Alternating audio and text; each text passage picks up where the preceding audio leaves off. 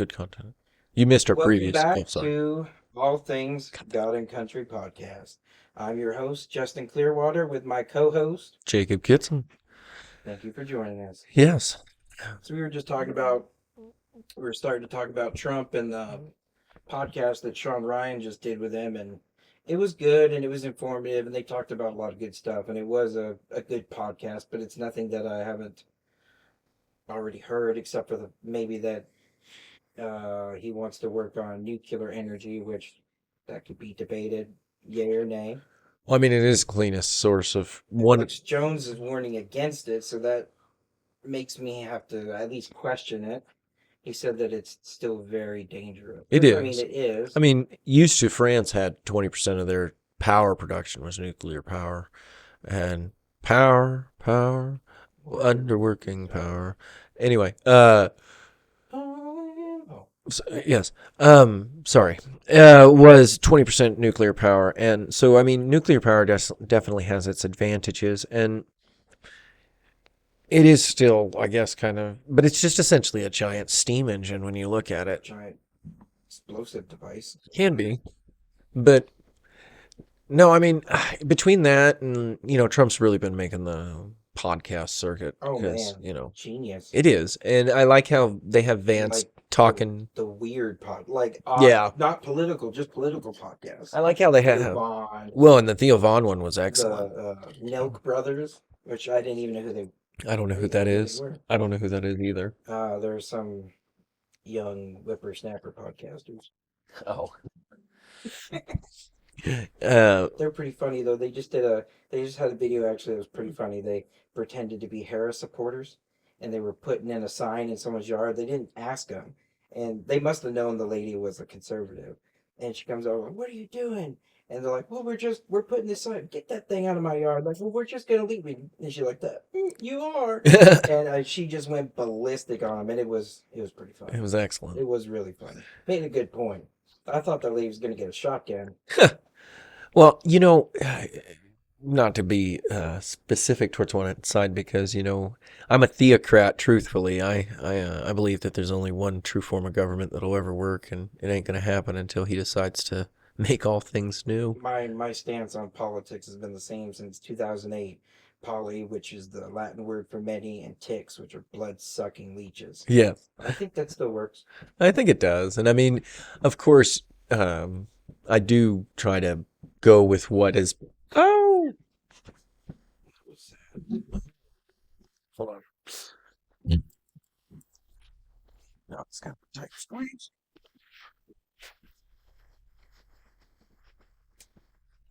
So work in progress. Work in progress. Rome wasn't built in a day. No, and it wasn't just. Well, don't you do it. And I think we're good. Just don't turn the fan on. During the Sean Ryan podcast, he asked him, "Do you think he was a lone gunman?" And Trump answered it with an answer, but it was to a question that wasn't asked. And Sean Ryan never like rounded back to, "Yeah, but you didn't, but what do you think?" And maybe there was some politics involved, and he didn't want to upset him or press him on something he didn't want to answer. Or maybe they talked about things off camera. I mean, there's a lot of scenarios. Well, former presidents still get like daily briefings, right? So former presidents they still get like daily briefings and everything, and so he still has intelligence information access, Oh yeah, and then you know, some things you want to play close well, with, one of the things I want to point out is like Commissioner Gordon in The Dark Knight. yes. Do you have a Constitution in here by chance, or no? Is that too civically minded of you? Yeah, probably. Okay, so I can't give you quite the exact article and subsection right off the top of my I know it's head. raps, Huh? raps, religion. Oh, no, no, no, no. Uh, I was talking about, yes, I know what you're talking about now. I forgot now. Sorry. Yes. Uh, anyway, assembly, it's religion, assembly, press, and speech. That's it. Yeah. Um, so in the Constitution, though, the powers to the president are dictated to the over the military, and that's what I was saying. I can't give you It's in the Constitution.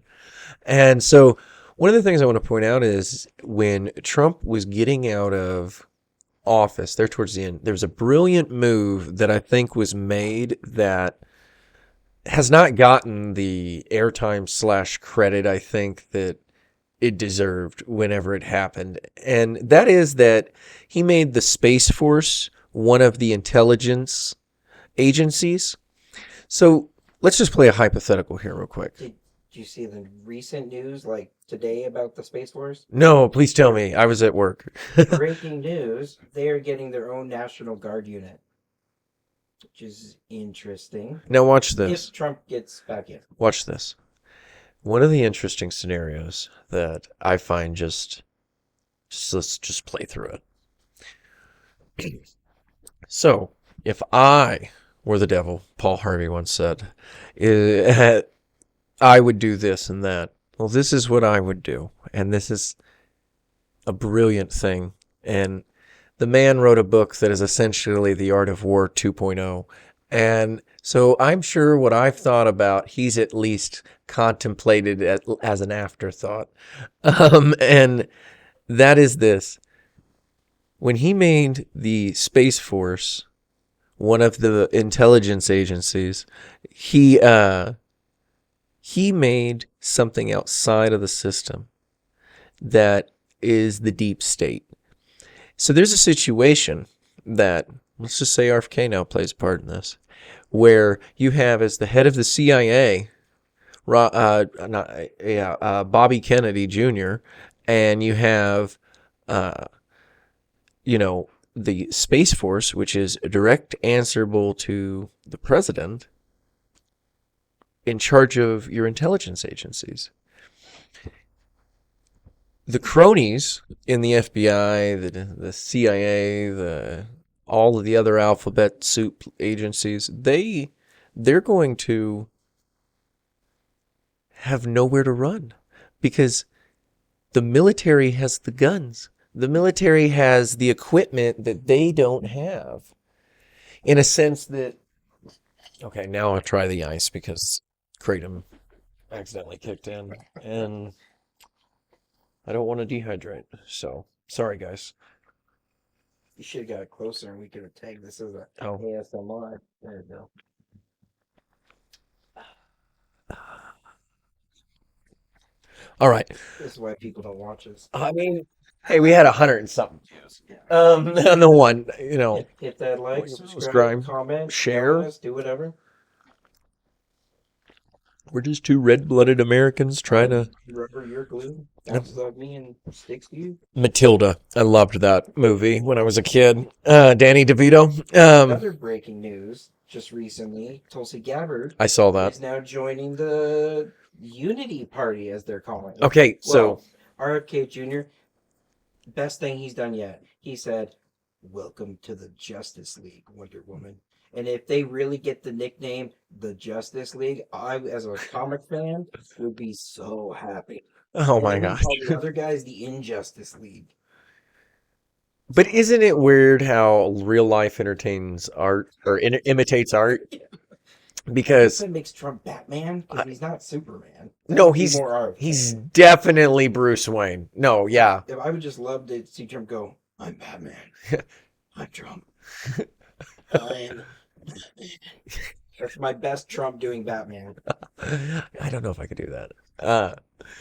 But no. So, there's a hypothetical situation where the alphabet soups don't have the toys that the actual big dogs have. Elon Musk, Martian Manhunter. I'm done. Oh, I totally see him as He wants to Martian. go to Mars. Dude, His home planet. I could see that. You're welcome. Man. Mind blown. Just thought of Mind blown. Because that's an incredible thing. Like, we really are living in a comic book almost. We really have a guy who grew up on the mean streets of Gotham and lost his older brother, not his parents, but his older brother. And it was a lesson I never forgot. And so he doesn't drink, doesn't smoke. You know, Theo Vaughn, he said that hilarious podcast, if you didn't watch it, Theo explaining what cocaine is to Trump it was was the best thing feel like a ever. bar now, man. Just like, and he looks good for 43, I think is how old he said he Theo? was. Yeah, 1980. Really? That's what I think I heard. I honestly would have thought he's younger than us. Or at least around our age. That's Yeah. probably right. But I have a cell phone. You talk. I'll I couldn't believe that. But no, I mean, Well, speaking of fact check, more breaking news. Did you read about Zuckerberg? oh, did he like semi-endorse Trump? No, he admitted before the committee that the Biden-Harris campaign pushed them to censor people during the election and that he shouldn't have done it. Insert that meme from what is that movie? Grown Ups with the one guy. What? The rats are jumping ship. Well, and it's so What's that funny fact checking? because Oh yeah, Theo. it's so funny because you know when we have what 70 days. 44. He's 44. Yeah, My goodness, Theo, you are a good-looking man. no homo. Can we say that? Um, yeah, no censorship. First Amendment. And anyway, one of the things that I think is just fantastically incredible is that we really do have this like huge unison effect coming into play where you have people reaching across the lines, and that's Weird. evident in politics, but you know, as believers in Christ, just shift to the other portion of our podcast for a second. It is important for us to note that that very same thing is happening in the realm of the spirit. There are hardline sides being drawn where I'm sure people who have been believers for their whole lives have had radical experiences that have transformed them. We're going to go what? COVID? Yeah. Last 5-6 Yeah. years? I'd say at least since 2016. I'd go far back as The 16. beginning, and then 2020 was the catalyst. Terry's book about angelic warfare, he talks about how it was when he was in Ferguson and everything, and how that's where he felt like something opened and it began. And I would agree that in my spirit, I would place the Ferguson riots as kind of the catalyst point, but I would say it really got bad in 15 when they legalized homosexuality. Another good guy, you won't find him online. Prophet Monroe, he said the Lord told him on that day that it was the beginning of the end. And that's the kind of thing I'm talking about. Is like where so Christian discernment should always be kicked in. We worship God and not man, and before Yahweh is whom we surrender and submit to. And so with that said, we have to play the other side because it is a comic book, and sometimes the villain presents himself as the hero. So the Bible does speak, and I'm not saying this definitively. I am not speaking on behalf of the Lord God. This is a commentary of a personal persuasion. With your discernment, you should just always note what the scriptures say. It talks about a mortal head wound. It talks about somebody who can unite people. We have to bring up the fact that Trump did the Abraham Accords. Yeah, the script. Also, Go ahead. when he in one of his interviews, and like I couldn't tell you which, I've seen too many. He says, "I arose," Yes. which is just odd wording. Yes. Kind of got my hackles up a little. Yes. And, you know, not only that, the way he did the Abraham Accords, you know, when I get into office, I will end the war with Russia and Ukraine. Bring peace to the Day Middle one. East. And bring peace. Yes. So the Bible says is man who was will be kind of thing. And Garfield died, so it's not him. And That's an interesting assassination too. it is very, Garfield? yeah. Or not Garfield, I'm sorry. Who was the other back to Cleveland? Was Grover Cleveland the other guy that was back to back? Who was the other president that was non-consecutive terms? Garfield only served one term. I think I'm thinking and maybe Chester Cleveland. Arthur took over him. Only know because of the Wyatt Earp documentary I watched. I think it was Grover Cleveland maybe. At the Anyway, train station, they assassinated him nonetheless. Garfield. yeah, I know. It was very brazen. And people liked him. He was a very charismatic guy. Popular dude. Chester Yeah. Arthur, on the other hand, kind of a moron. Same with Lincoln and Douglas. Yeah, Or, yeah. not, Nobody or talks not about Douglas Johnson. nobody talks about that guy. No. Not in a about the same category. Positive way. No, yeah. But just interesting notes. As a Christian, you should be observational of all of what Scripture says, and Scripture has multiple applications. Anybody who says this is the only way this prophecy means something is a That reminds me of Yoda in the Clone Wars, and they keep talking about bringing balance to the Force, and yeah. Yoda says, "Prophecy misinterpreted, maybe." Yes. Okay. He's a geek. I'm a nerd. And so I'll give you all the history. He'll give you all the pop culture references. I'll give you all the like culturally historic references and literary stuff. He'll give you the like everything else. Bizarre analogy. Jeez. Yeah. I mean, it'll work, but just bear with us. You'll see. And anyway, the thing I think is really odd though is I've told you this before from a biblical perspective. God has given us all different gifts. The Bible speaks to the gifting of discernment of spirits and being able, that doesn't mean you see things, walking around and right in front of you, like the computer and things is in front of us. But it is, it does mean that you have the ability to see or sense or something what kind of a spirit somebody may have. And with that, God has given some of us gifts to see spiritual things like that. And Trump is one of the people, and Dr. Jordan Peterson has said this, he's one of the very few people that, and I don't say this arrogantly by no means, because it's not me but Christ in me, that I'm not able to like see their spiritual compass. Like some people you can tell, oh, those guys, they serve the other team. It's hard to see behind the eyes. With him, yes. And even Jordan Peterson, he may not understand. I think he's kind of prophetically gifted personally. But even as a trained psychologist, he can't, he's brilliant.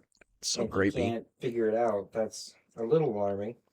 It's always good to have a healthy dose of mistrust. Yes, but the Bible says trust no one except the Lord. Well, and that's exactly what I'm saying. Absolutely, trust nobody but the Lord Yahweh Jesus Christ. No, go Jonestown. But Donald Trump, he has that call to personality, and he has from the beginning. What was it in the 2020 DNC or the RNC convention? They had the quite large golden Trump statue. Yeah. Thankfully, this time around it feels different.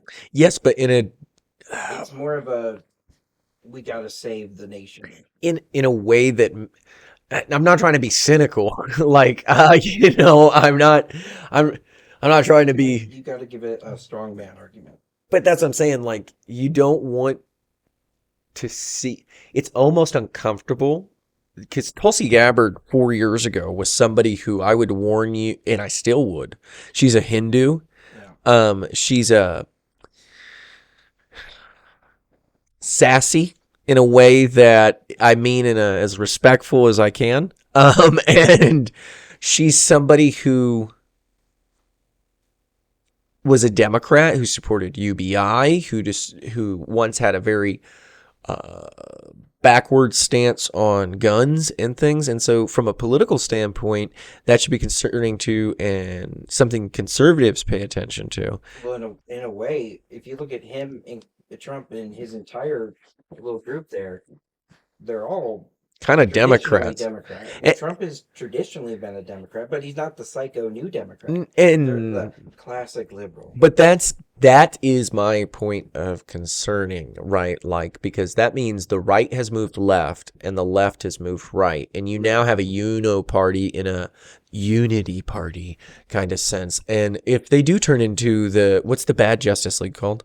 Injustice League. Okay, so what if they're the Injustice League? That's always a possibility. And they're the It's kind of the premise of the TV show The Boys. Not that I recommend watching it. It's pretty messed up. But Only seen bits, pieces. I don't watch TV, guys. It's like, what if superheroes were real and they're basically all jerks and it for money? But see, one of the things.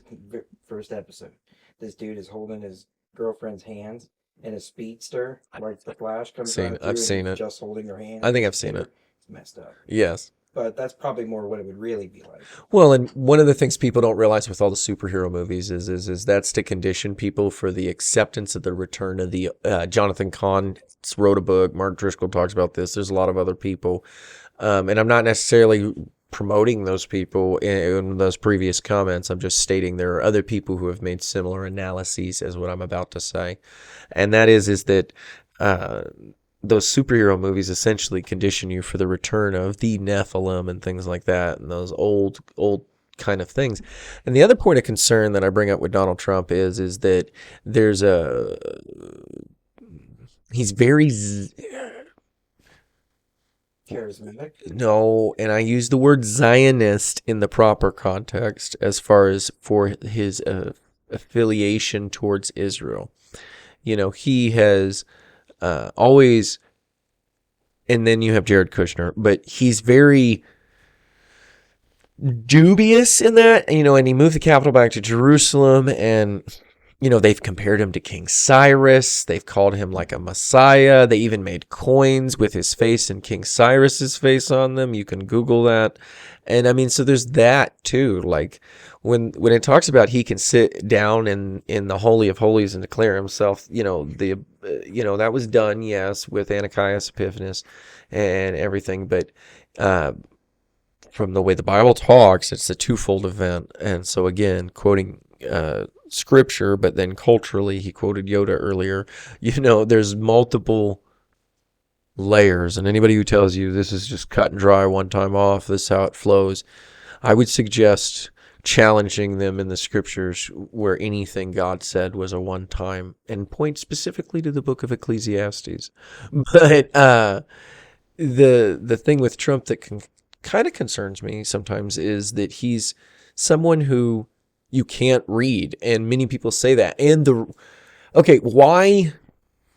So I have a cousin, and I'll let you know it's a female, but other than that, they'll remain like kind of anonymously, unnamed and everything. But raging liberal, like progressive, insane liberal, Bernie supporter, like wholly on board with the Free Palestine stuff. Grew up in a very hedonistic household. With Buddha and Hindu influences and things like that. I didn't meet them because my dad was adopted and all that until, I was probably 10 already, 8 years old, something like that. And, we interacted a lot after that, but very opposite of me. And what's interesting to me is as soon as Trump announced he was going to run in 2015, I was living at my grandmother's and had recently gotten out of the Army. And I was talking to her online, and I just made a comment about him. And it was my first interaction with TDS, the Trump Derangement Syndrome. And I noted just how rabid people get. And then as time progressed, I noted how charismatic he was in that side of it too, like both ends of the spectrum, where how easily people just disgustingly hate him and how people like almost worship him. Yeah, like disgustingly like him. It's that right there is why I have a hard time. Now I'll tell you, I have voted for him when he's been on the ballot. And it's because from a political standpoint, I know he is going to seek to strive to enforce the things of the morality that I believe. He gives us the best chance. Correct. At least I'd rather have I prefer neither. I prefer liberty or death over any of the others. But I would prefer authoritarianism over totalitarianism. They're both just dreadful, but from the right, at least you stand a chance in a way that the left annihilates. They starve you, right? Like the right conditions you. Especially with him, especially with on hot button issues. I noticed what he likes to do, and it's brilliant from his standpoint. Very right the Give it middle. back to the states. I Yeah. don't want to make that choice. Well, and Which is good, but it's the correct answer from without having to actually give his own honest opinion. Yeah. And he just gonna let the states decide, which I think is the right. Well, I mean, from a 10th Amendment standpoint, the federal government is far too. I'm a borderline secessionist, meaning I believe in the separate. Not a sensationalist. I'm not a sensationalist. You'd be a continuist. Yes. What did I just say? Separatist. And so I'm a borderline somebody who believes that the United States is too big almost to be one nation sometimes. But at the same time, it's the same thing that makes it work. So it's a very complex situation. And that's the beauty of our republic.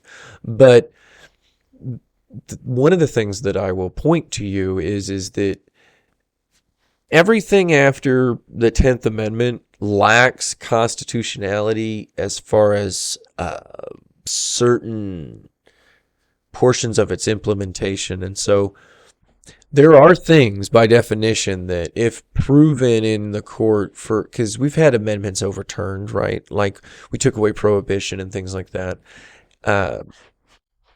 By him saying give it back to the states, I can see how it can be a good thing. And so that's why I hold on to hope. And I don't fully call him the Antichrist. I don't think It's a better shot than correct. The alternative. I don't think he's the Antichrist per se. The real problem is then it's up to the church to fix this ship. Ship. He said ship. Or go down trying.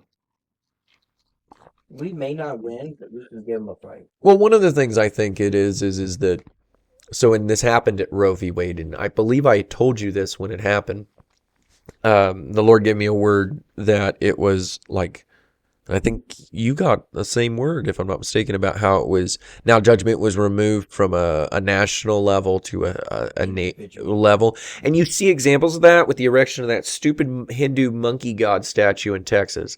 But when you go and you watch what's going on, you see how it's very generous of the Lord, too. It is, because the Lord is being... It would be fair to judge it as a whole. And wipe us out as a whole. Oh, yeah. Yes, but he's giving some more time than others and others less. And you see it. It is, and it's great and true and mighty. The kindness of God leads to repentance. Correct. And I mean, states like California and things like that, they are in trouble. So wicked that, they have Sodom and Gomorrah almost level situations. And look at Italy with Naples and things like that, and all this earthquake and volcano activity. And God is really speaking to his people. And you felt over the last 8-10 years, like we were just saying, probably since about 2014, 15, when Ferguson happened, you felt this decade of judgment.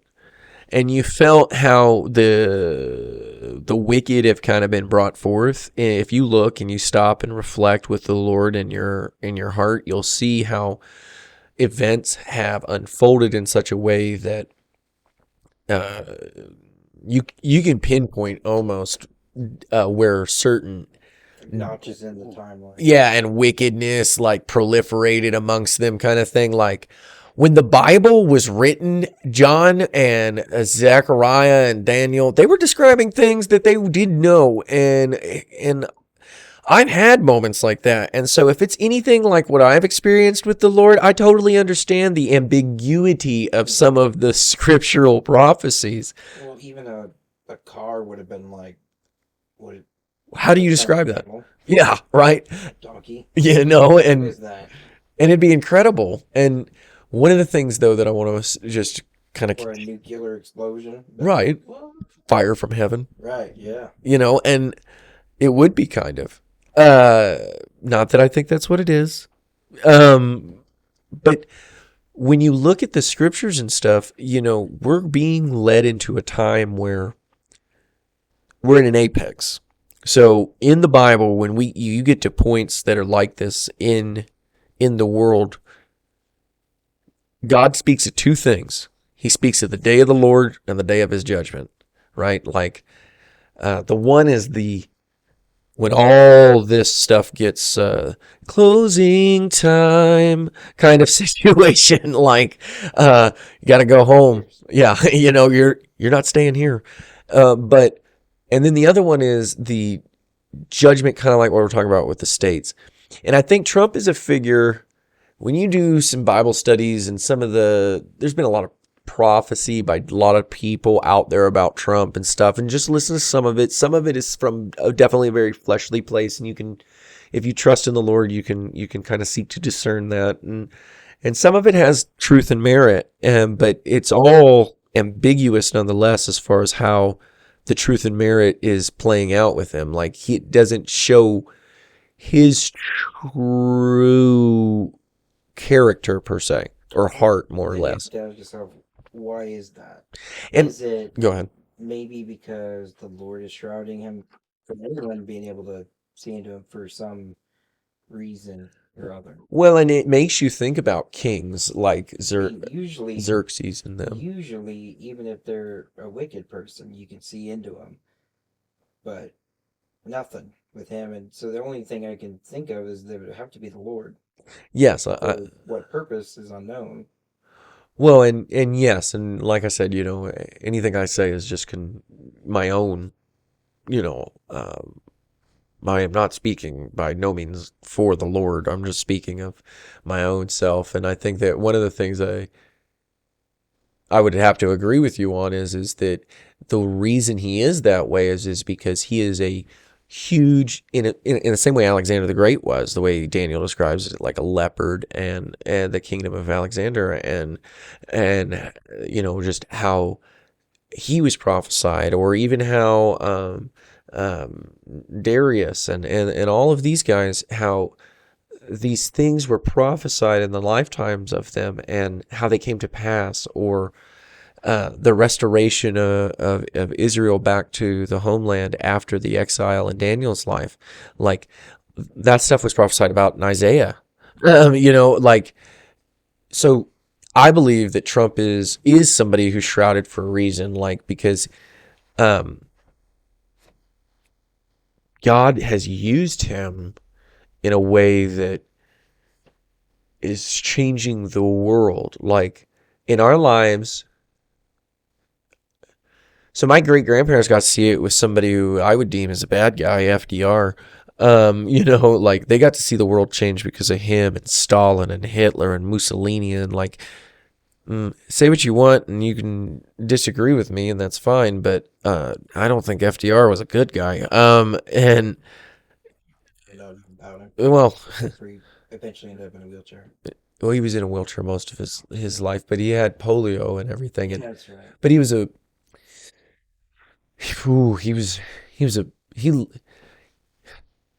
So originally in World War II, Joseph Stalin sided with Adolf Hitler. Mm-hmm. Okay, well, FDR knew that he couldn't beat the industrialized nature of the German military and the Germanic people. Like when you understand that the German people, and like this gets to dominionship and principalities and things like that over specific people and things like that.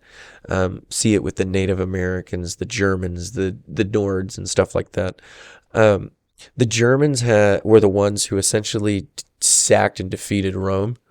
They can do it, baby. They can destroy an empire or two.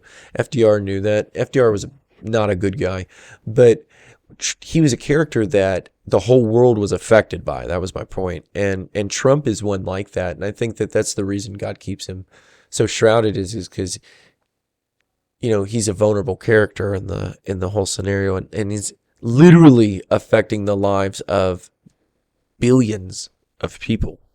Did you see that he laid the wreath at the Unknown Soldiers tomb the other day? No. That's kind of weird. Considering he's a former president. That's what I'm saying. Isn't it typically the active? I mean, but so technically, like him and Tosi were the ones there. Well, yeah, and she was what was major, she? I think. I think she was a major. Yeah. See, I don't trust Tulsi Gabbard.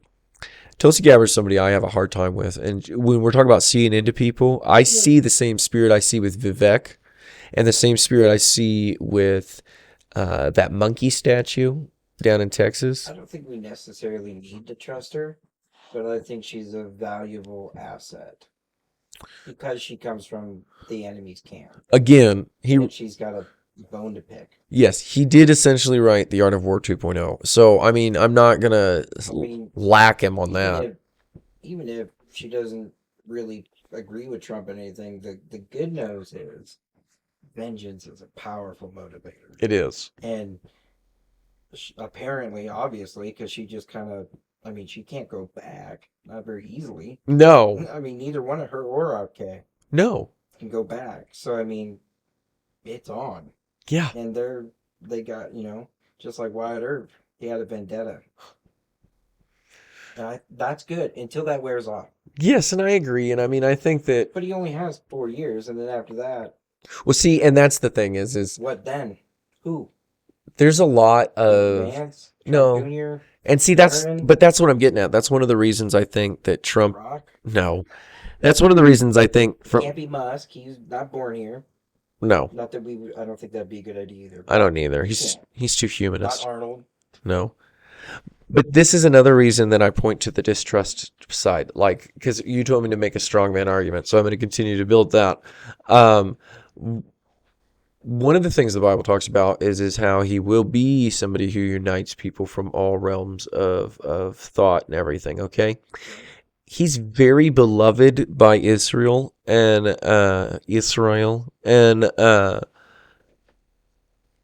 they have everything to throw up the third temple in like 3 days. They could do it, guarantee you. And with the tension of the world, we are so much more closer to that than ever. And there's a lot of people out there who tell you, oh, well, that's not biblical, blah, blah, blah, blah, blah.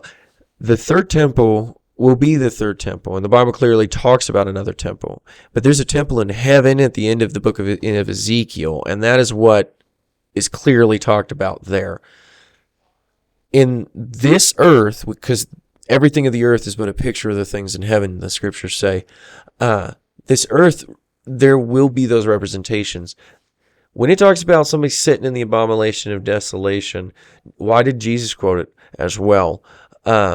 You can point to 70 AD, and I'll give you that with the destruction of the temple, but prophecy tends to have more than one application. There's probably nobody in the world.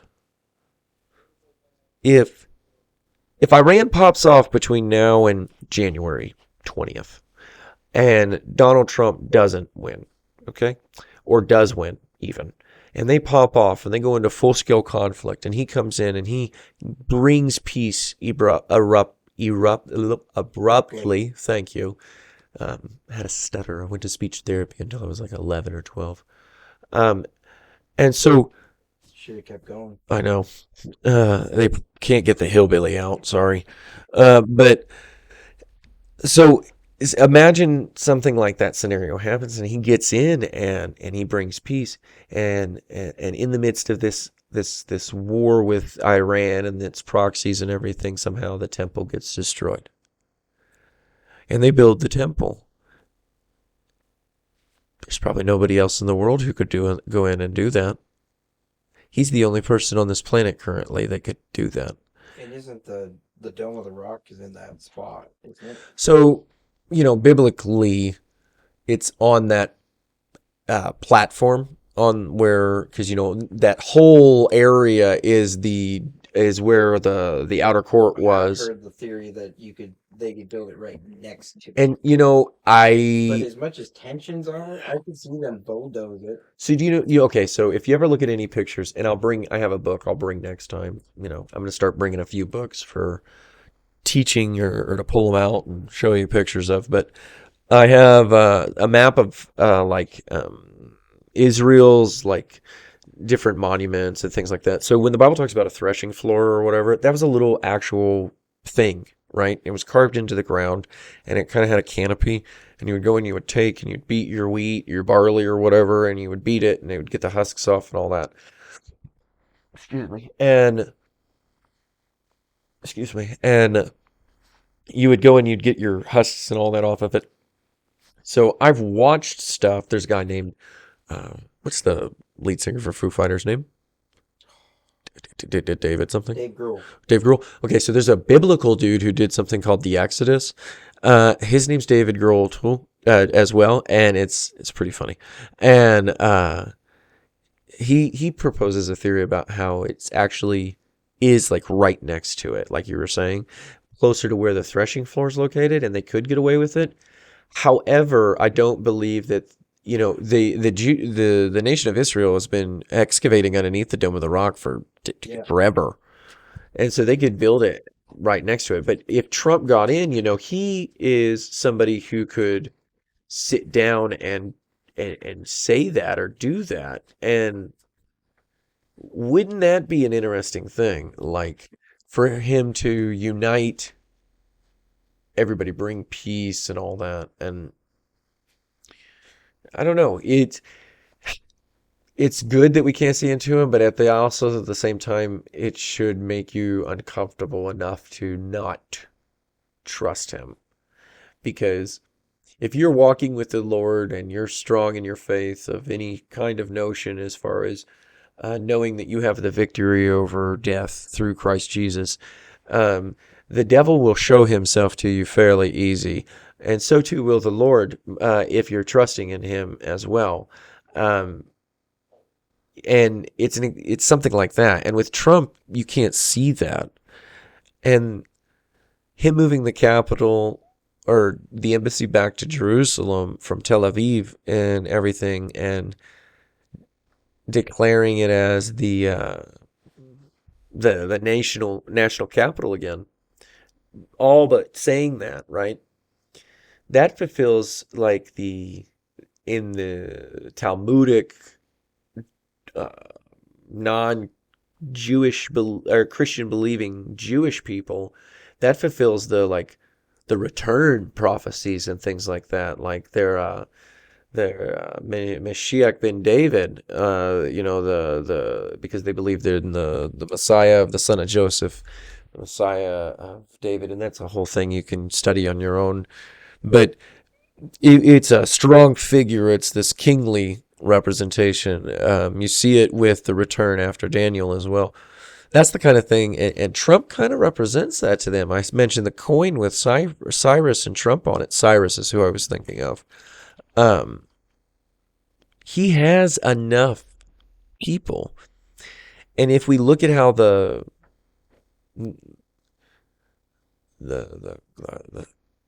well, really the commies, the socialists, the way that they are showing themselves all across the world, and even like China, and then the turmoil that's going up and down with everything, we're getting to a point where their unstability, I can see like a country like Canada popping off, getting buck wild, and somebody asking.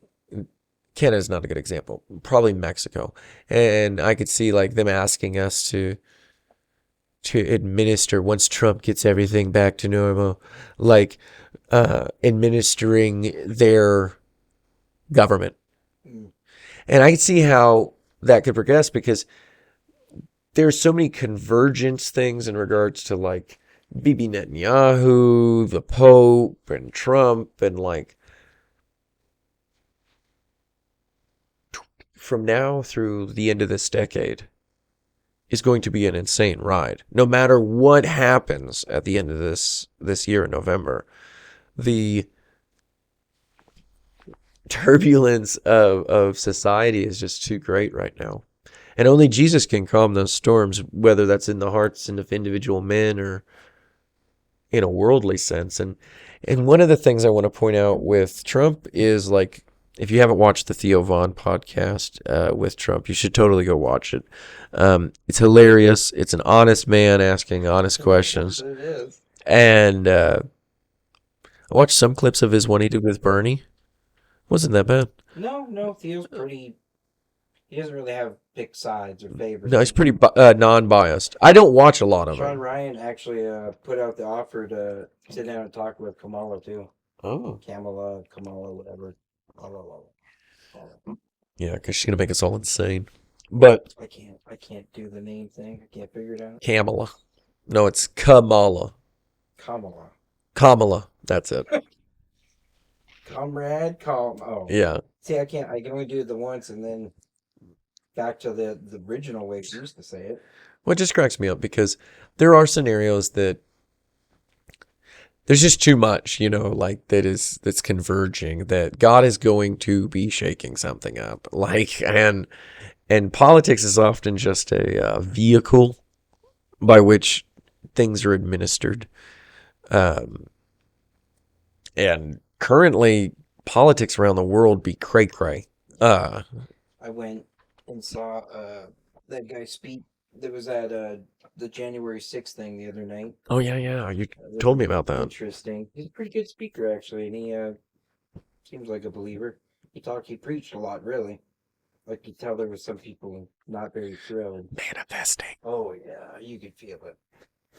But seems like a pretty honest guy, and boy, he said when they were headed there was somebody behind him that kept saying, "Move forward, go forward." And then when they got to the doors, he said the police just stepped aside and let him in. And then he heard that voice again say, "Go in, go in, go in." He finally turned around, and it was a Metro cop in Trump gear. He later figured out with camera footage and stuff. That's cool. The guy behind him that was egging them on in the crowd. Huh. So, like, I watched. I've got to send you a link that I have that I pinned because I'm on Patriots.win. Totally a website you should check out for anybody who. It's mainly from a conservative perspective, but it's a lot of underground kind of news. Gosh darn it! So they raided his house. Like the FBI. They showed up at his work. He's got a skate shop, like ice skates, I think it was, and they like had old pair of skates, and they handed it to him like, "Can you fix this?" And he was like, "I think you'd be more cheaper to buy new ones." If it falls again, I'm not doing it. And then they said, "Well, we're here from the FBI, and we're here to arrest you," which is a weird way to introduce yourself. I thought it is. Why would they hand you I don't know. Well, one of the things I want to point out is like Cher and I almost went to January 6th. You know that, like, yeah.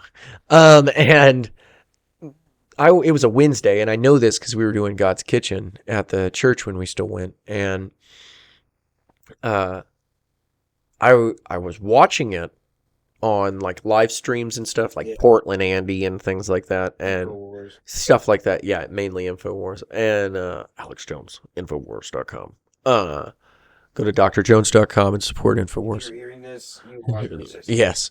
Homage. And anyway, we were watching it live and I watched it probably most of the day. And I have a website that I got off Patriots.win called What Parler Saw. And it's an archive website, and I'll have to send it to you.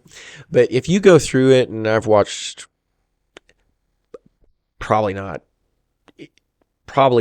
making this up, probably 100 hours worth of commentary, just commentary on January 6th since it's happened. I mean, I was watching it real time when Ashley Babbitt got shot. Yeah. And Cher and I had a friend he was in there still when that happened. Yep. He was upstairs. His son had went down this corridor, and there were all these doors. And his son started opening doors, and he opened one, and it was a door that went in, just open, and you could see down into the room that they meet and whatever. Yeah. And like when security got pointed to him, and then it wasn't long after that, pop.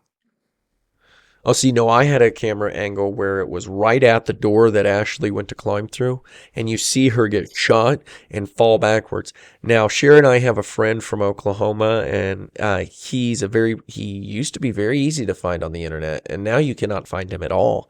And so I'm just going to leave it at that. But he was a very controversial figure, very big in the first Trump session back in 2016 and stuff.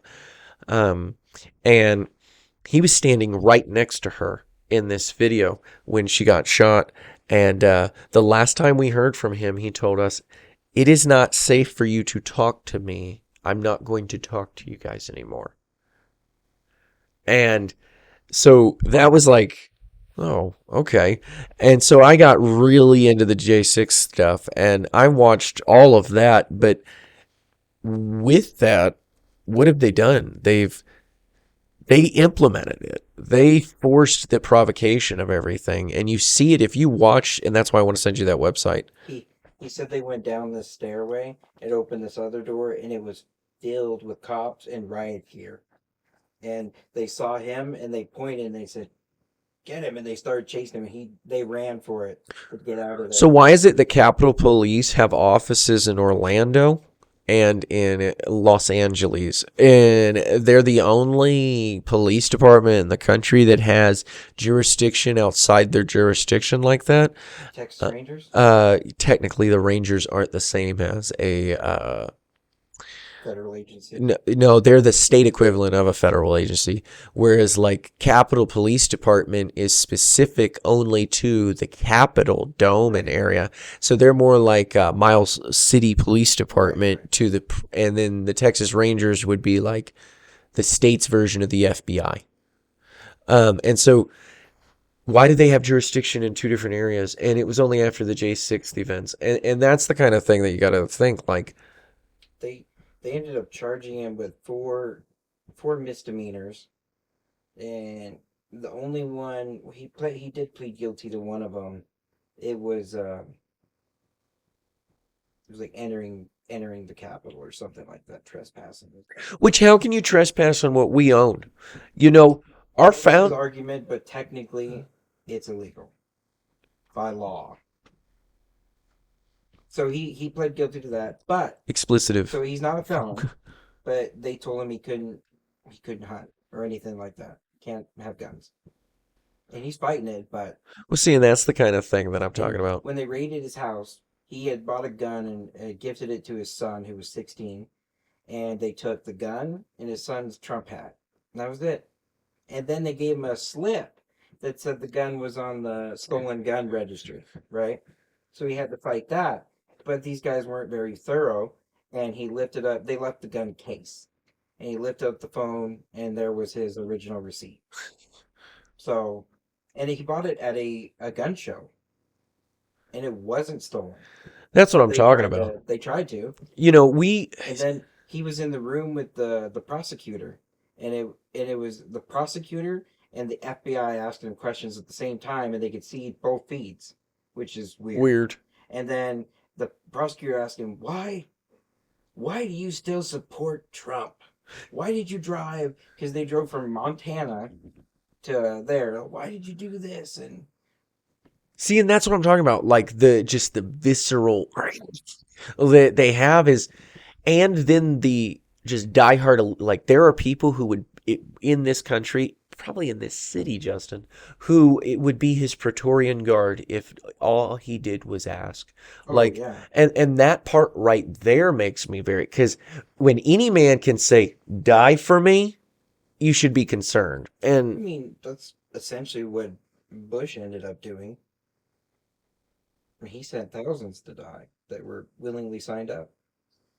Just different style. you know, well, you took He's it. just not charismatic. They had to go a different route. Yeah, I mean, and that's a very dark statement, very dark statement, but truthful.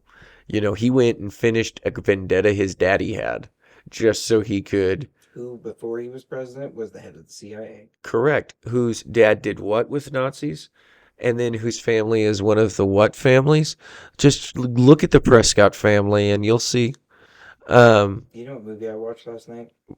What? 1998.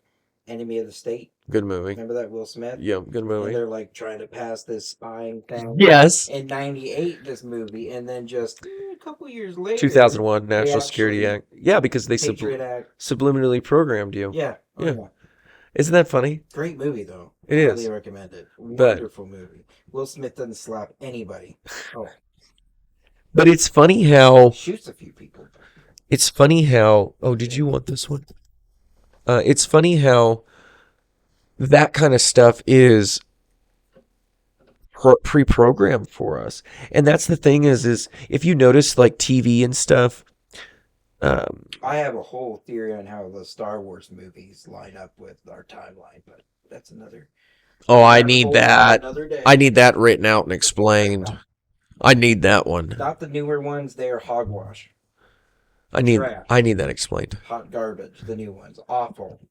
But there's a lot of Opinion that's fact. I would agree with that. There's a lot of possibility that Trump's not a good guy per se. You know, Trump's not necessarily a good guy, but I'm not going to tell you he's a bad guy either. You know, vote whatever your conscience tells you to do. And I don't think God's going to, by no means do I think voting is like the mark of the beast or anything. You're not going to go to hell if you accidentally vote for somebody who I think is bad. I think it's if you're saying, no, I worship this man over this man. I don't think that voting is worship. I just want to clarify that. Voting is a interaction. There are Christians out there who do not vote, and that's their conviction. And if the Lord convicts you to not vote, don't vote. But don't judge a brother or sister who does vote. I think that's sowing division, not seeking unity. And God uses broken people for broken things. So anyway, if Trump loses, I don't see how. I don't think the right will be quiet. No, States would secede. it's a possibility. It's a possibility. I say a strong possibility. You would have states like But I think it might be the same. if The he other wins. I do too. I mean, either way, it's a bleep if you don't and bleep if you do. One, it's going to be an interesting scenario because we're less than 3.5 months out. We're only like 70 some days. I mean, 69. six. I believe. Yeah. What's that song? That lyric? Not that we're promoting secular music, but pot on the stove, something in the kitchen about to be at a boil. I don't know. I messed it up. I think it's a Snoop Dogg thing.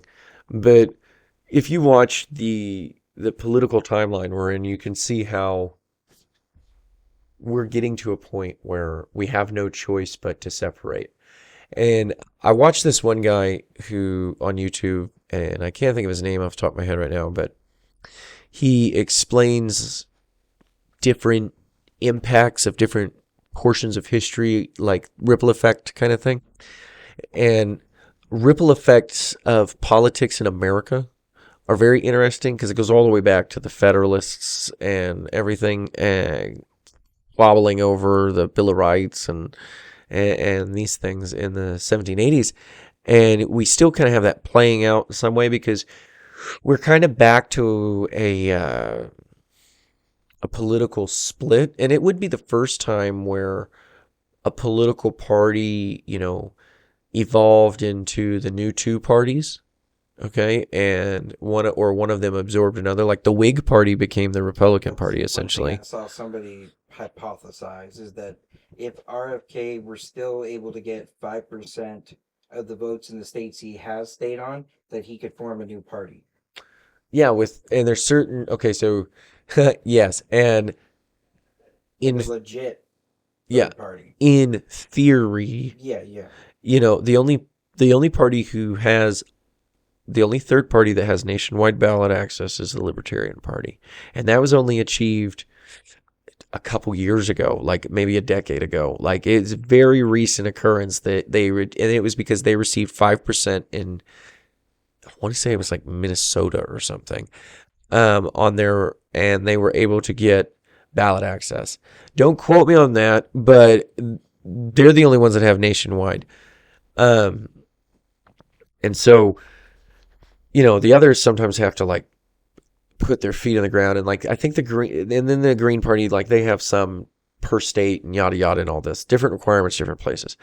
But if he gets 5%, you're right. Like the MAGA party could just there you go. The MAGA party, for example, could be created with and cut a lot of paperwork out in that sense or something. Um, I don't know. There's nobody who I would vote for in 2028 that is currently a politician. That's what I'm saying. What's after? Nobody's thinking about what's after Trump. Oh, I am. Which I mean, it's very hectic right now, so I understand. But But you think about it like, 4 years is not a long time. no, August went by like that. So, I mean, how is it going to happen? What is going to transpire? Whatever it is, it's going to work. After Trump, what is it? Return to the empire? I'm on a Star Wars kick today. I don't know what's going on, but here we are. I mean, it might be something where the bad guys, If they get in, if she gets in, it will 100% be that moment where Palpatine gets elected and they say, "This is how democracy dies," with yes, thunderous applause. yes, I'm just gonna it say will be like, but there's a part of me that also feels like it will, if Trump gets reelected, that it could be how Caesar uh, took the republic unto an empire and took control of the consulate and stayed the emperor and died as a god king. And people even call him that. it's kind of like the Hunger Games series. At the end, have you seen those? Read them. I've seen bits and pieces of all of them, but never all the way I'm through. gonna read it for you. Then. That's fine. So at the end, they finally win, beat the bad guy, and they get this new chancellor, president, whatever they call it in the movie, and she's supposed to be the good guy. She was the leader of the resistance. Well, then in her final speech, she says they're gonna take the guys that were the bad guys and they're gonna put them in the Hunger Games and continue it. So she just replaced Hydra, one head replaced another. Yeah. And so Live long enough to see yourself become the enemy. Katniss Everdeen is supposed to launch this arrow through this like wreath thing for a ceremonial thing, plants it right in that chick's chest, kills her too. Which was the right, because she was like, we're just repeating the same thing. Good. Nothing changed except the person. That's a way better ending than Game of Thrones. I don't suggest that Never show watched either. it. I read all the books. No fans were upset. It's atrocious. Hunger Games, though, Hunger Games is banned in several countries I believe that. because it promotes rebellion. Well, and it's like Maze Runner. Yep, that's banned too. Yeah, Maze Runner. I did do that one. Good movie. It is, and they're kind of dystopian in their own way, and that's what people don't understand is like, if our great grandparents or great great grandparents were alive today, it would be like the Jetsons to them. Oh yeah. It would be like just The Time Machine. Oh, yeah. I mean, speaking of time machines, another reason I think that Trump is kind of somebody to watch is, okay, Google on your phone, The Adventures of Baron Trump. I've seen that. Okay. That whole It's thing, weird. that is like, ooh, okay, that gives me in the Pikachu reference, tingly in the jellies. There's never really been not that I've heard anyway. Maybe there is an explanation for that. Okay, and then you know who his uncle was, right? Worked for MIT. Did you Yeah. know that? Yeah, Did you know what he was tasked with by the government? maybe. To go and consolidate Tesla's information after his death? I heard something about that. Yes, Okay, and what was Tesla theorized to have discovered? laser beam. Time travel. Oh, Okay, the and Tesla laser. yes, supposedly. yes. Hawaii. Oh, Yes, it's direct energy weapons. Yes, it is. It's a frequency, man. It's I didn't bring any tinfoil. Sorry. look up the dude, I gotta order us these tinfoil beanies then. If you look up a Tesla experiment, the one where he did it with the tower and it launched an energy beam that was embedded into the ground on the other side of the world in like Russia or something. Okay, if you take sand and you hook it up to or pour it on metal and you blast music frequencies through it, it will make its own shapes, right? Like it'll interact with Yeah. the frequencies. So technically, Starch and water or something does that too, and yeah, it's liquid, and then when it starts the base or whatever, it turns into flubber. yes, yes, same principle. It's our bodies interact with frequencies. God spoke the world into existence, right? So there's always going to be some kind of like ooh Well, to it. that's funny because there's people that so guitars are tuned to a certain Hertz frequency. hertz tip traditionally, Correct. but there is some belief that David used this other frequency that not used very much, Close 40. and that it does do differently in the spirit. Yep. And it is. And when you listen, for example, I believe that there's two different kinds of tongues, right? You have your prayer language tongue, and you have, maybe a corporate prophetic tongue, however you want to team that. It's only mentioned two times, Acts, Corinthians. Don't make a doctrine out of it. With that said, though, not everybody's prayer language, personal prayer language, is the same. And what is it but certain things strung together? And so what if, and like the shofar's example of this, that makes a sound that makes things manifest. And so there's a certain, okay, truth to that. So what if the Tesla stuff is true with the timey stuff, and then Barron Trump? Like, it's to a T, man. It's an There's incredible thing. some other But it's interesting stuff. not I saying it haven't is. dove down that rabbit trail yet with Tesla and coming from certain bloodlines and stuff like that as well. Oh yeah, he did. And I It's mean, intriguing. um, I, I believe there's a chapter on Tesla in this book. He invented the light bulb too. Yeah, and I mean, Edison's a thief. well, yeah, that's all he was known for. He was a thief. I don't know if this one talks about it. No, but he has had talks on how Tesla's part of it. But Tesla is, because his whole childhood's weird too. Yeah. But back to the whole political side of things, when we're looking at what's going on, we can see something big is about to shift. You know that guy on January 6th, he equated it to like they were playing three-dimensional chess and it was a trap, which yeah, it's a trap. Letting them in Admiral there. And Akbar. it's a trap. I just can't get away from I know. Force references. Even not consciously. I know. All right, may the force be with you. Gross. Anyway, he and I was like, yeah. So that there's this level where they're playing regular chess. Follow me. And now there's the three-dimensional chess, Hmm.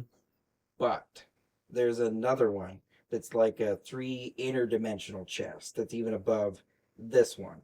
So you got all the guys on the TVs and stuff that we're seeing, but there's these other guys Oh yeah. up here that are playing this 3D interdimensional chess. Did you watch that video I sent you about Nancy Pelosi? Mm, Probably not. I watched one of them. Okay. Almost fell asleep. It was a little dry. It's not. It's a lot of information. Yeah. It's good information. That's why I watch these things. So you watch the. I watch a Hear a few. story. Huh? I need to hear Yes, a I story. know. Yeah, I can A take. lovely lady. Yeah, but I can take charts and gross. I can take charts and data and maps and facts and stuff like that. That's The how I. Brady. Oh, Anyway. Anyway, Nancy Pelosi last week at the DNC straight up called herself a lizard person. and had a weird little bag fall out of her pant leg. Looked like Johnny Depp said, it looks like it could hold cocaine. And My favorite line in this trial, where they go, did you store cocaine in this box? It looks like it could hold cocaine. that's a good answer, though, isn't it? It is a great answer. It's very It was a good non-incriminating. question. Yeah, It he was a did. great answer. Like, did you have a mega pint of wine? He goes, mega pint. What does that mean? And I love Johnny It is- Depp because he's like taken on this. He's a good example of, well, like Nicolas Cage is another one, but like where they take on the spirit Oh yeah. of what they do. Heath Ledger, Well, the Joker. but Jack Nicholson warned him too. He's told him that he was getting into something. Lots of people. Look at Mark Hamill. He's nutty, and getting nuttier by the day. 1990s cartoon Joker and Mark Hamill today are the same person. Oh yeah, everything he's done since then, that's always a voice of some sort. It's that voice And it's every so, time, and but he's perfect. and it's it, I think he's doing it again. There's a new one out called The Cape Crusader. That's by I saw the that. same guy I that saw made the that. '90s one, I saw and that. it's not bad. They made Penguin a chick. I don't know what that was about, but Diversity hire. and Gordon's Black. black. But as other than that, it's pretty good. It's good animation. It's a little more adult than the other one was. But I'm pretty sure Mark Hamill's doing the voice of Joker again, One of and the he did it in the Arkham games too. Yes, one of the things that the best one he ever did was the Phantom one. Yeah. That's the best one. Any Batman movie. Mask of the Phantasm. That's it. Great movie. You know, Mark Hamill met the devil at the crossroads because his career was dead Yeah. until he did the Joker. Yeah. And He's just Luke Skywalker. right, and signing autographs at Comic-Con, and and now I bet like true nerds are going to probably associate him more with Joker than. Here's a little fun fact. His name, Mark Hamill, spells Arkham. That's weird. Think about it. Arkham. In his name, That's weird. spelled Arkham. That's weird. It is Arkham Asylum, where Joker Well, could be. and that's the spirit. It's It's weird. that spirit of not insanity. weird? Yeah. Well, and you see it with Jack Nicholson too. Jack Nicholson's never been the same since he did Joker. And Mark Hamill's full blown supporting the left now. He always has. I mean, yeah, but he's like very, he's just weird now. All of them are. Yeah. I mean, I mean, Harrison Ford's still pretty cool. even Mark Hammond from NCIS Gibbs, Oh yeah, yeah, yeah. raging Harris supporter. Really? Yeah. Oh man, I love Gibbs. Gibbs is like my spirit animal. Oh, I and believed in that thing. Polly Peretti played Abby. Oh yeah, yeah, yeah. She left the show because of him. She said he was aggressive and sexually advancing, and she's older than him. She was the oldest person on that show. She's in her 60s, almost 70s. He's older than that. I think. Well, she's second oldest, I'm sorry. Yeah, yeah. He's old. But she said He's that done too. He's not on the show anymore. no. He's supposedly there's talks of him doing a producing role of for a young Gibbs, and he'd do like the narration. Yeah. That's here nor there. Cool. And Tony and the Israeli lady. Yeah. I can't think of her name, but they're getting their own spin-off. I don't like all that stuff. I think it's Mm. kind of gay. It's not too bad. I like Gibbs because his personality type and mine are very similar. I'm How more his characters wrote. Horatio. I'm more. Did you know before he was an actor that he was a school teacher? No, I did not. I before E. Except after C. That was a Jim Carrey joke. Yes. It's pretty Shouldn't good. have my glasses, but He's somebody too, like, he's a weirdo. but he talks about himself like when he did the Truman Show and everything, like they are who they become, and that's kind of what I'm getting at, like the spiritual discernment of these people that are getting involved are. Kamala should worry you. So something that I got to point out that from a spiritual discernment perspective is in the last 5 years, maybe? No, 4.5. The spirit of okay, so Genesis 6:4 says that there were B'nai Elohim, the children of God, who came down and had relations with the daughters of man and born unto them the Nephilim, the mighty men of old, so the fallen angels, and those are the old gods of old ancient days, right? And one of the things that you see going on right now is, for example, India was a country that until like the 1600s was pretty open about who they worship, and just look at their iconography, and they never had to hide the demonic side of things. They used to burn widows on their husbands' funeral pyres. Who hasn't? I know, right? Like, what pagan heathens didn't do that? But Who doesn't celebrate? so they, this Indian spirit of it's not Indian, but Hindu spirit is of Shiva, Yeah. of destruction, Yeah. which is outside the CERN Large Hadron Collider in Geneva, Switzerland. It has really influenced. One of the first things Joe Biden did when he got into office, he had a Hindu and you can go and Google this, a Hindu ceremony of death that he did in the White House, like I think in the second month he was in office. And then, you have this spirit that was invited into our highest halls, right? And it was cast, so to speak, over the whole nation. A state like Texas erected the third largest statue in the country of the Hindu monkey god. The same deity that Barack Obama carries around in his pocket. Just the things that our nation has opened itself up to, like the judgment is here. So Well, even before that, the Capitol, if you ever look at pictures above them, there's like Zeus and when it's George Washington in the place of Zeus. yeah, that's it. And Yeah, just it's an all this homage to weird- Jupiter. Yeah. Weird stuff. Oh yeah, that's a whole, and I mean that's the Masonic rabbit hole. I've been in the state capital of Montana, and it's got like murals and stuff all over the ceilings and stuff too, and it's kind of weird. I was really young, so I don't really remember it. I don't know. I don't think I've been to Montana's. I've been to Texas, and Texas is similar. They're very. So when the Lord calls me to Thick. neo-Gothic, yeah, when the Lord calls me to preach, oftentimes in different cities and stuff, it's often on the courthouses or near the courthouse somewhere. And I think that, or near a Mason's lodge, and I think that that's interesting because, like, for example, when I went to Salt Lake City, well, God didn't call me to go preach at the, Salt Lake City's county courthouse. God called me to go preach at that abomination that is down there, that is their temple. But those places are seats of power. And so, like, you've been to the St. Louis Arch, haven't you? Yeah, I've seen it.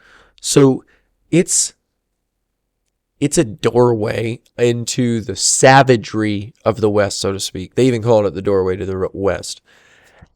And what we've opened up now and what they erected in Texas with that statue is bringing in this very destructive spirit. If Kamala, Kakula, if she wins, she brings, speaking of the Mark Hamill or Joker spirit, like she has that same thing, that same clown, like Pennywise, eat children. Like they just pulled her out of the insane asylum and painted her up and was like, "Oh, you're gonna be a politician. Try to act normal. Right? Like, Here's and your wine."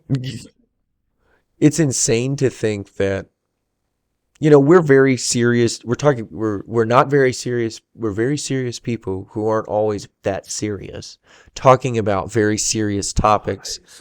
Serious. Yes, in a not so serious way. And I mean, some of them will be more formal, some of them will be very fluid. But Kamala has that same spirit. She has that same cackling, insane. Hyena. Yes, like the ones from Lion King. Yes. Yes. The Whoopi Goldberg one especially. Yeah, whooping. But and you think about it, sticking with Star Wars themes, Jabba. Yeah, that's who she reminds me more of nowadays. But you can see, That's John Tester. well, and that's a good example. That's Jabba the Hutt. John Tester, like, it blows my mind here in town and in Glendive and elsewhere, like, who I see with Tester signs. It's like, really? He's made us drink the Kool-Aid, man. But one of the things is, like, He's only been doing it for 30 years. you can see the spirits at war over Montana. And, huge. If you're in Montana and you're watching this, vote no on CI 128 if it is on the ballot in November.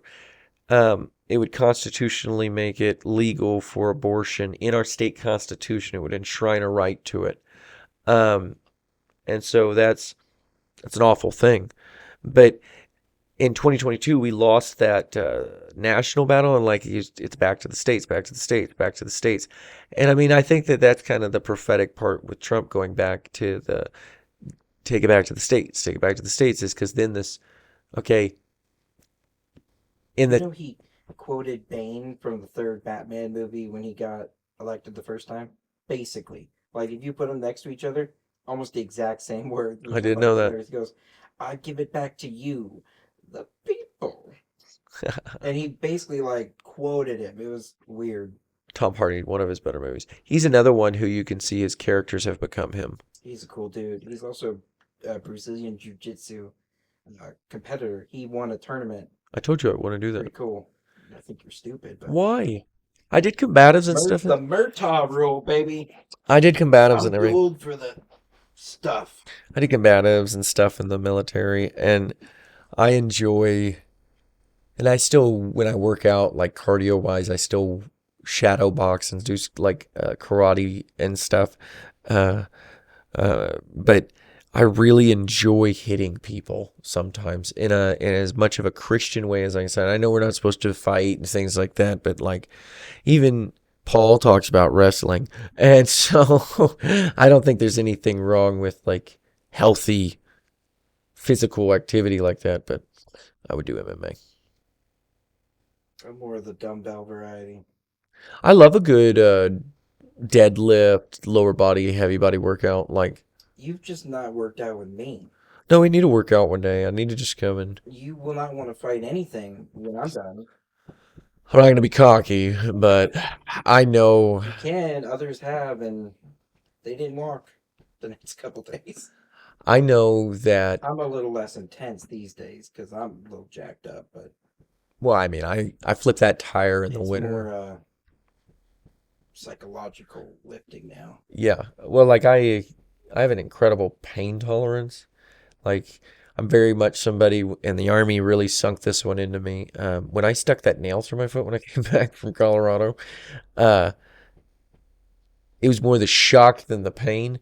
But like the Army taught me that pain is just weakness leaving your body. And so I really remind myself of that, and it is subconsciously. I couldn't climb a rope when I got to basic. I climb a rope now. I could do it today, and I haven't done it in a long time. But it's all a mind game. And that's where the politics, the interactions we're having with the people here in this town and things like, it's my intention for whoever to hear this podcast to just pay attention to, as a Christian, take up your sword, man. Take up your, stay packing. Art of War, Sun Tzu, Stay strapped to get clapped. That's right. I was about to say the same thing. If you don't read it, that's all you need to know. And the Word of God is your sword, and I want you to know that whoever wins, if you're blood bought and washed in the Lamb, then are you washed? Then you're gonna be fine. You're gonna be all right no matter what happens. Of the Lamb, soul cleansing blood of the Lamb. Baptist Wesleyan. And so, it doesn't matter right, left, whatever. They're the two wings of the same bird. There's a lot of wonderful teachings out there on that. We as a people should just put our faith in Christ. That's the main point. Yeah, if the church doesn't get it together, it doesn't matter. Right. I mean, I can ramble for hours, guys. I'm somebody who could talk the ears off of a goat. But the thing I enjoy the most is glorifying the Lord, and just knowing that is pointing to stuff like this. A lot of people say, "Oh, you're just pointing to the bad. You're just looking at the bad." No, what we're doing is we're assessing the enemy's assets. We're quantifying the supplies. We're taking inventory of the obstacles at hand. You should never underestimate your enemy. Right. I mean, no one's enemy is to no one's self. Like, I just essentially quoted all of the strategy section to you. You can win the battle in the planning stages before even setting foot on the battlefield. Correct. And that's why intelligence gathering, things like that. Going back to my comments about Trump being in charge of the air Space Force, and it being getting a National Guard. Right, which means every state. That's important, because then in a policing sense, technically speaking, it's been done kind of sort of when habeas corpus, which was totally unconstitutional, was suspended by Abraham Lincoln.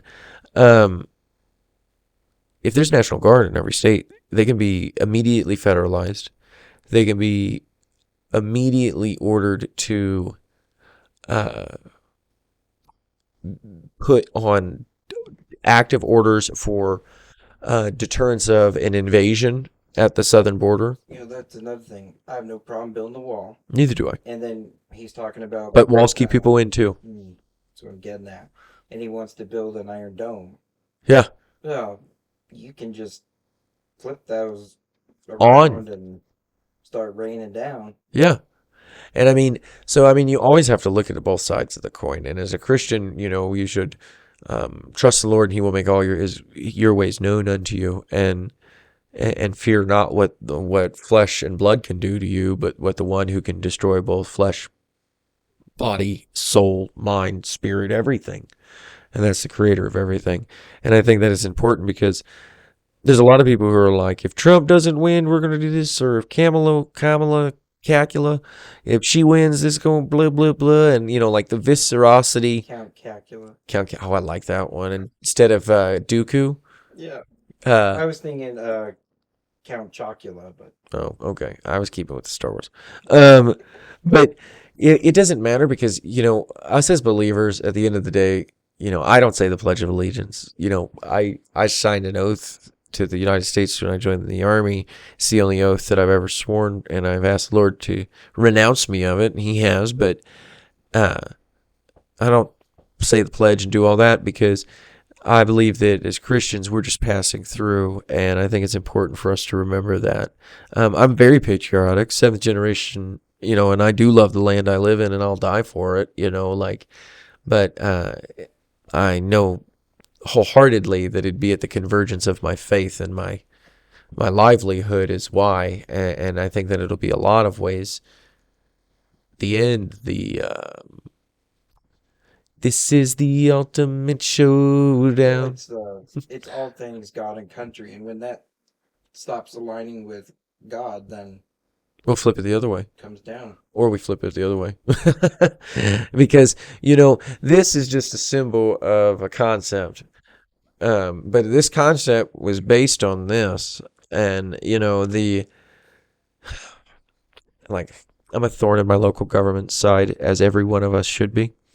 And I recently went and complained about mosquito spraying because it's, a bunch of diehard people rabidly against COVID, and forced vaccines have no problem with forced chemicalization of your air and your home via mosquitoes. Another breaking news I heard. Yes. Fauci. Oh, go ahead. Has West Nile virus. That's ironically divine.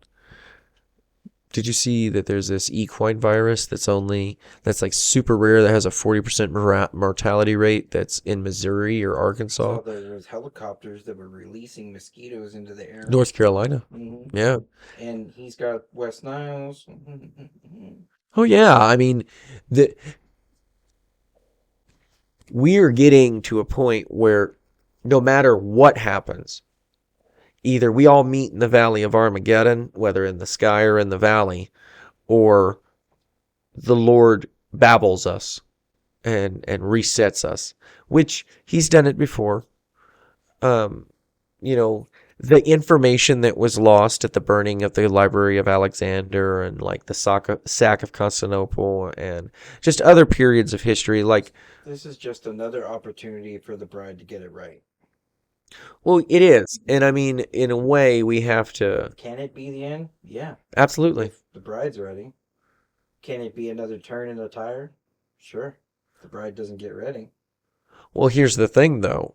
To understand the symbolism of a Hebrew wedding is to note that when Jesus said that only the Father in heaven knows, He's speaking to what would have been very familiar with the Canaanite people about weddings at the time, because it was the father of the groom who would tell his son to go and get his bride. with that piece of information in the parable of the 10 virgins and their lamps, keep that in mind. So the bride, there is a portion of the bride today that is ready right now. You know, there's a chance for the bride party to increase. And God says that he desire that none would perish. So he is a merciful father. But at the same time, the Father does not measure time, as Peter says, as we do. And he can say, you know what, son, I'm not going to reset the deck this time. Why don't you go ahead and go get your bride? Right. And whether it's 3,000 or 300, like with Gideon, I mean, we'll meet him in the sky or in the valley. And I think that's just what to keep in mind with as believers is that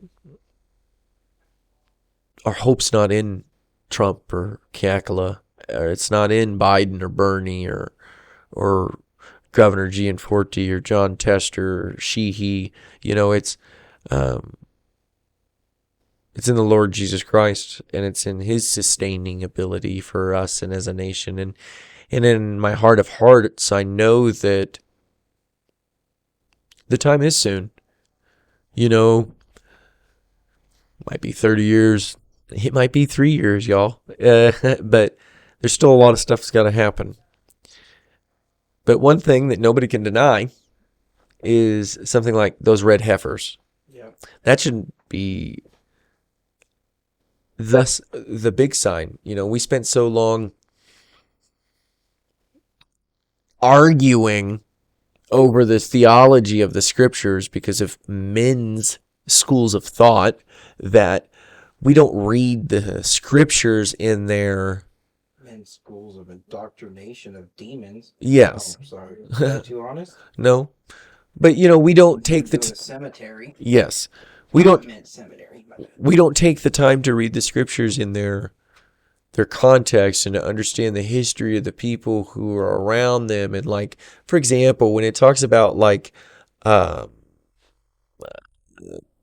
satyr and the screech owl in Isaiah and everything. Isaiah's speaking about things that would have been very familiar in the Ugaritic texts, and you know the context is lost, and we make doctrines out of decimals, and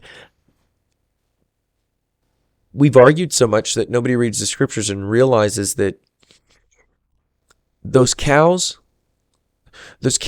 are very important to the people. You and I, as blood-bought believers, understand that we are the temple. But that doesn't mean that the deception of the enemy is still not going to be prophesied by the truth of the scriptures, kind of thing. And they have everything, like I said earlier. The temple can be like that. And I think that we need to remember that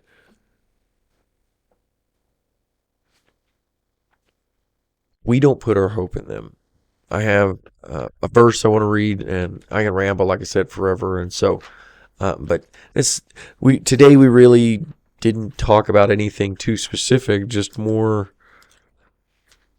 to what's going on, and to be discerning. You know, for me, it's happening? Very important for us as Christians to remain discerning, because we lack discipleship as brothers and sisters. We lack true,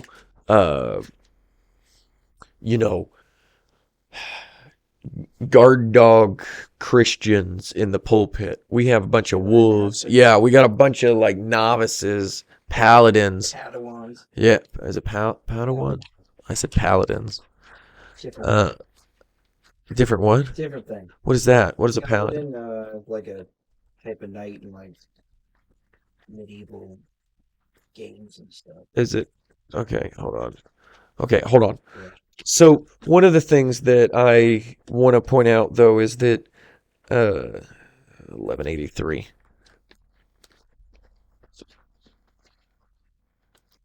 We are getting to a point where it is going to get more confusing. It's going to get more overwhelming, right? Especially as we get closer to this election and everything, and people begin to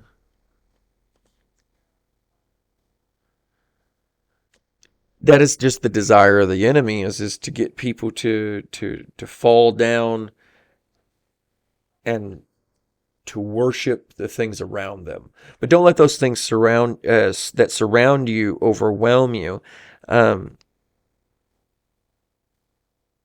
so God tells us in through the Apostle Peter uh, in 2 Peter 3.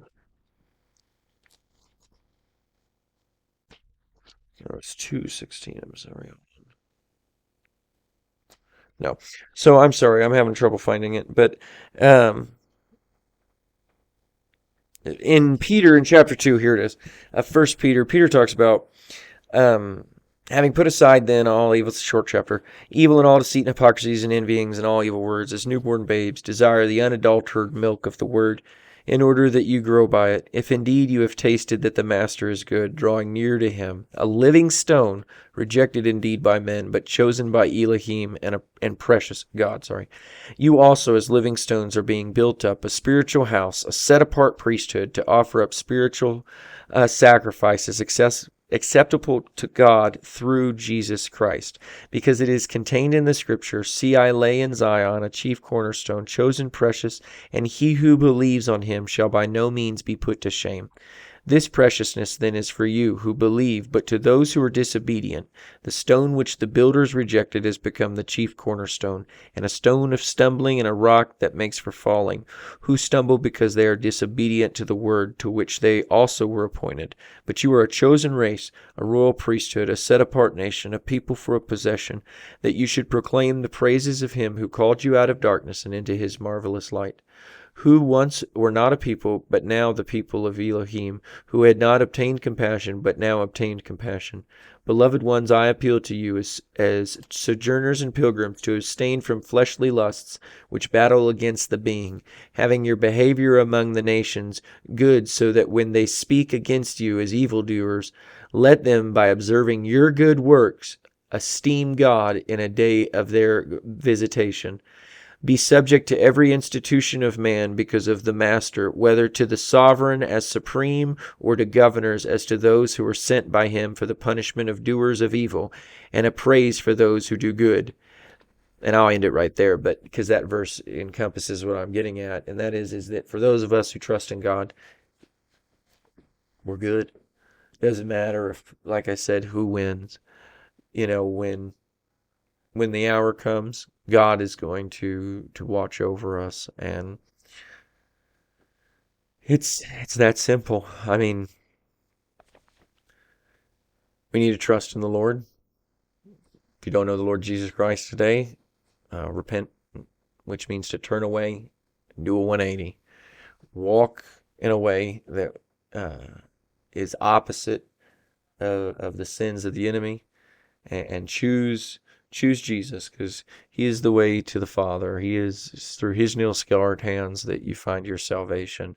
And if you believe upon him, and you truly, truly believe in him, then he will cast away all those things, whether it's the spirits of anxiety or anger or hatred.